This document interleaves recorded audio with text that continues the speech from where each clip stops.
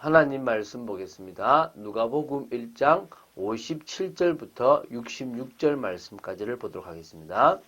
누가복음 1장 57절부터 66절 중에서 63절부터 66절까지를 합독하고 57절부터 66절을 보도록 하겠습니다.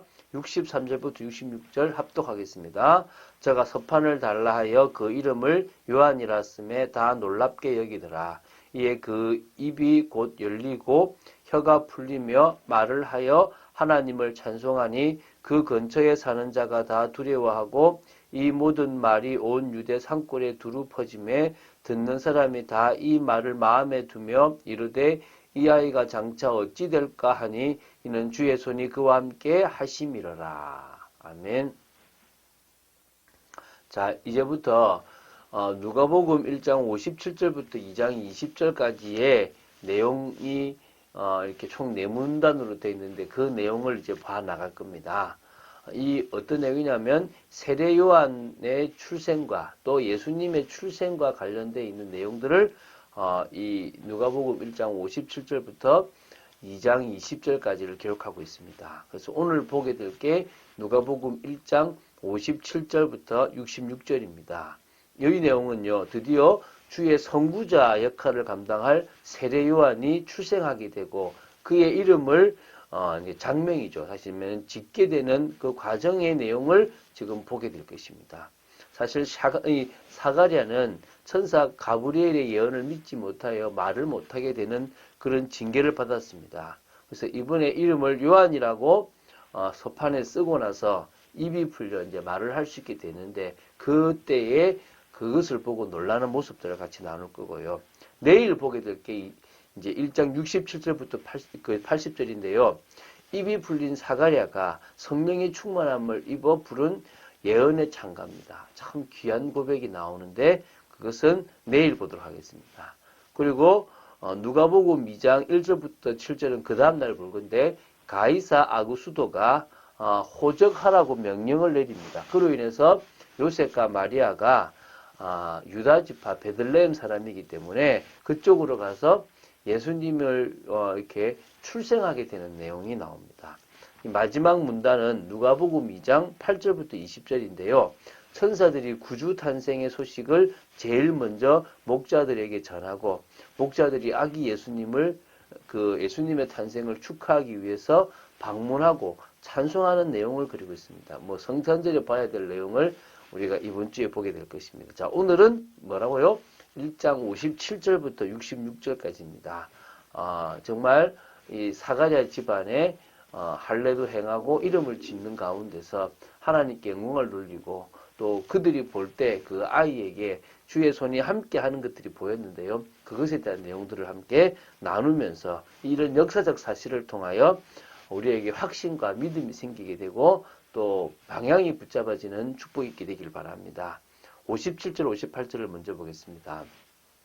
자, 천사를 통해서 이 엘리사벳이 아들을 낳을 것이라고 예고가 되어졌는데요. 그 사가랴를 통해서요.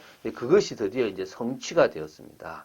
나이가 많아서 아이를 낳을 수 없었다라고 하는 그 집안에 지금 아들을 낳는 일이 벌어졌습니다. 이게 얼마나 기쁜 일입니까?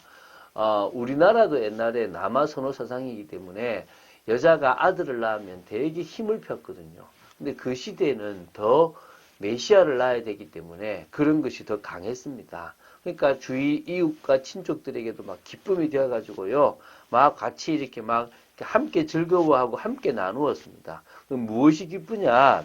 그러니까 아들을 낳은 것도 기쁜데요. 참 기쁨의 내용이 참 이렇게 은혜가 돼요. 주께서 이 엘리사벳과 사가랴를 크게 사가랴에게 크게 긍휼을 베풀어 주시고 긍휼히 여겨 주셨다는 것. 그래서 아들이 없는 집안에 아들을 낳게 하셨다는 그것에 대해서 즐거워하는 거예요. 그러니까 모든 관점이 하나님 관점이잖아요. 여러분 그냥 좋았다 이 주셨다가 아니라 하나님이 우리를 불쌍히 여겨 주셨다. 하나님이 우리의 안타까움을 돌아봐 주셨다.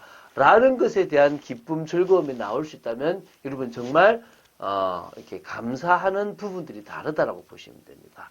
이렇게 감사하시기 바랍니다. 자, 59절부터 64절까지를 보겠습니다. 자, 이 내용은요, 이스라엘 남자아이는 태어난 지 8일이 되면 할례를 행하게 되는 그 부분이고, 그 때문에 이제 이름을 짓게 되는 거거든요. 자, 특별히 할례를 행하는 생후 8일째는요, 현대의학에서도 인간이 가장 고통을 적게 느끼고 후유증도 거의 없는 때로 인정합니다. 그러니까 참 하나님이 과학적이고 대단하시죠. 저희 아들한테 이 얘기하니까 이제 저희 아들 지금 중3이거든요. 왜 빨리 안 해주냐고 지금 이렇게 불평을 하더라고요. 사실은 남자에게 이 포경수술이라는 걸 받는다는 게 참 힘들잖아요. 요 포경수술인 이 할례가 하나님께서 이스라엘 집안에, 그러니까 이스라엘 그 민족에게 주셨던 서약과 같은 건데, 이게 생후 8일째가 가장 안전하고 좋다라고 얘기하는 겁니다. 아프지 않고, 그죠? 자, 자녀의 할례는요, 원래 가장에 의해서 행해집니다. 시행되는데요. 친척들과 이웃들이 함께 참석하여 공개적인 의식으로 이렇게 치러졌다라고 이렇게 보시면 됩니다. 이때 이름을 짓는 풍습도 그 당시 있었다고 합니다. 그래서 미리 요한이라고 천사가 이름을 줬잖아요. 이 엘리사벳에게도 줬고, 누가 줬습니까? 사가랴도 주니까 엘리사벳이 이걸 이제 이름을 요한이라고 하잖아요. 근데 그 사실을 전혀 모르는 사람들은 유대의 풍습, 이스라엘의 풍습대로 이름을 지어야 하고 이렇게 이야기를 하는 겁니다. 그러면 이스라엘의 풍습, 유대인의 풍습은 어떠냐면 가문 대대로 전승되어 온 이름을 짓거나 아버지의 이름을 따라서 아이의 이름을 짓는 습관이 그 당시 풍습이고 어떤 중요한 거라고 보는 겁니다. 그래서 이걸 그 유대인들은 이름을 중요시했기 때문에 그 집안에 계속 그런 이름들을 내었다는 것입니다. 그런데 엘리사벳이 사가랴라는 아버지 이름을 따서 짓는 것이 아니라 뭐라고요? 요한이라고 말을 한 겁니다. 그러니까 무슨 소리 하냐? 너희 집안에는 요한이라는 이름이 없는데라고 얘기하니까 그때 이제 사람들이 이제 사가랴를 묻게 되죠. 근데 여기서 엘리사벳은 천사의 그 선포된 말씀, 예고된 말씀을 그대로 믿었다는 것 아닙니까? 우리가요, 처음에 그렇구나 믿는 게 아니라 끝까지 그 믿음을 가지고 갈 수 있는 게 중요하겠다고 보시면 됩니다. 또 사가랴 역시요, 말을 못하니까 서판을 달라고 해서 요한이라고 쓰니까 뭐 다들 어떻게 부부가 이 이름을 짓지 하는데 그때 입이 풀린 거예요. 입이 풀리면서 이제 누가 합니까? 이 사가랴가 말을 하기 시작하는 겁니다. 입이 풀린 것을 보고도 놀라고 이름을 사가랴라고 짓게 된 그 배경을 듣고도 놀라면서 하나님을 찬송하게 되는 겁니다. 사가랴도 찬송했고 또 옆에 있는 본 사람들도 놀라워서 같이 찬양했지 않았겠습니까? 우리의 신앙의 모습이 뭡니까? 먼저 가장 중요한 상황에 믿음의 고백 첫 시작이 뭐가 됩니까? 하나님을 찬송하는 고백이 되면 돼요. 우리가 좋다 이게 아니라 하나님 감사합니다. 하나님 찬양합니다. 그런 고백이 되어지면요. 최고 중요한 겁니다. 자, 65절, 66절을 보고 마치겠습니다. 자, 분명히 사가랴는요.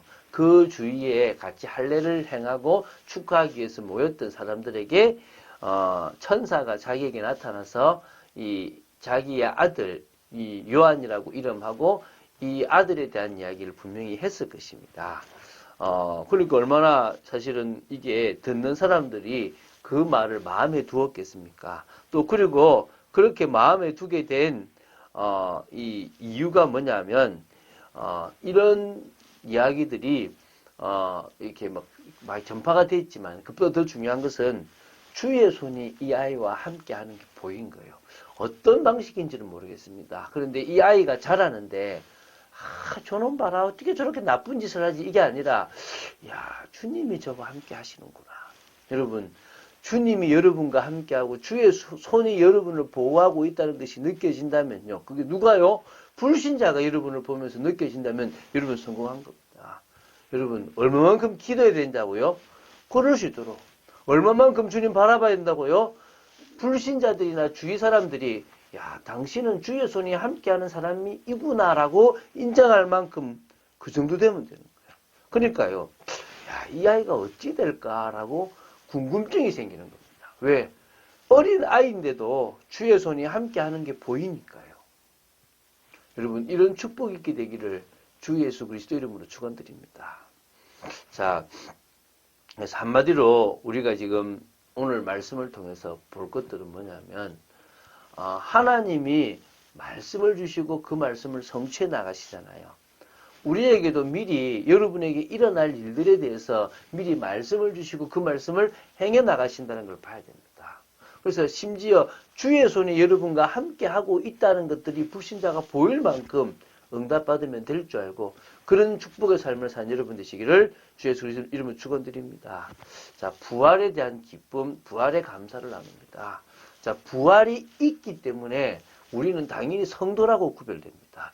부활이 있기 때문에 우리는 당연히 하나님의 자녀라고 인정될 수 있습니다. 주님의 부활이 없다면, 주님과 연합된 삶이 없다면, 우리가 주님의 그 인생, 그 운명을 우리가 사지 못했다면 우리에게 자녀됨, 영원한 소망이 없습니다. 물론 주님처럼 고난도 있고 주님처럼 구별된 삶을 살아야 되는 것도 있지만 중요한 것은 우리는 뭐라고요? 자녀됨의 축복이 있다는 것입니다. 이제 우리는 믿음의 과정을 거쳐가야 됩니다. 우리가 믿음이라는 것이 없으면 그리스도의 인도를 받을 수가 없는 겁니다. 믿음이라는 것이 없다면 우리는 하나님의 뜻대로 지원받아서 하나님의 뜻을 이루어가는 삶이라는 것을 모른다는 것입니다. 자, 날마다 부활하신 예수 그리스도로 사는 귀한 인생 되시기를 주 예수 그리스도 이름으로 축원드립니다. 그래야 우리가요 치유됩니다. 회복됩니다. 그럼 다른 사람도 치유하고 회복시킬 수가 있습니다. 오늘도 그런 축복을 사실적으로 누리는 여러분 되시기를 주 예수 그리스도 이름으로 축원드립니다. 기도하겠습니다. 주는 그리스도시요 살아계신 하나님의 아들이심을 고백합니다. 말씀 따라가는 축복 누리게 하여 주시옵시고 믿음으로 서 있는 귀한 저희들 되기를 원합니다. 아버지 하나님 늘 말씀을 주시고 그 말씀을 성취하시는데 저희들이 그냥 말씀을 그냥 예배 시간에 습관처럼 보지 않게 하시고 또 정말 새벽 말씀을 그냥 보지 말게 하시고 주님이 저에게 무슨 말씀을 하시는지를 듣겠습니다라는 중심으로 들을 수 있도록 저희들에게 은혜를 내려 주시옵소서. 믿음으로 서 있기를 간절히 소원합니다. 역사하여 주시옵소서. 주 예수 그리스도 이름으로 기도드립니다. 아멘.